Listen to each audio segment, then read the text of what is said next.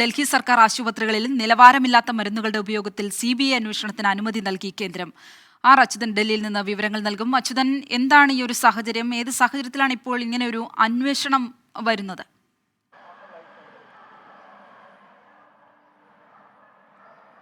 അച്യുതൻ, കേൾക്കാമോ? അച്യുതൻ, ഏത് സാഹചര്യത്തിലാണ് ഇപ്പോൾ ഈ ഒരു അന്വേഷണം വരുന്നത്?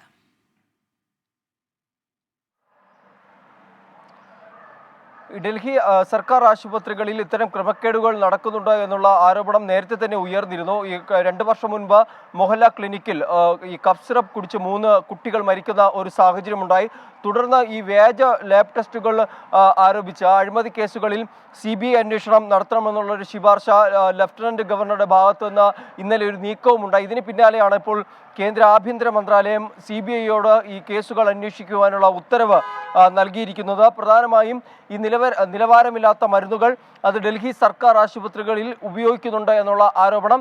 ആ ആരോപണത്തിന്റെ അടിസ്ഥാനത്തിൽ കൂടിയാണ് ഈ അന്വേഷണത്തിന് ഇപ്പോൾ ഉത്തരവ് നൽകിയിരിക്കുന്നത്. എന്തായാലും ഈ കഴിഞ്ഞ കേസുകളടക്കം CBI ഇതുമായി ബന്ധപ്പെട്ട പരിശോധിക്കും. കാര്യം ഈ മൊഹല്ല ക്ലിനിക്കിലെ 3 കുട്ടികൾ മരിച്ച സംഭവം ഉൾപ്പെടെയുള്ള കാര്യങ്ങൾ അത് പരിശോധിച്ചുകൊണ്ടായിരിക്കും ഈ കേസ് എന്തായാലും CBI ഏറ്റെടുക്കുക. ഒപ്പം തന്നെ ഈ വ്യാജ ലാബ് ടെസ്റ്റുകൾ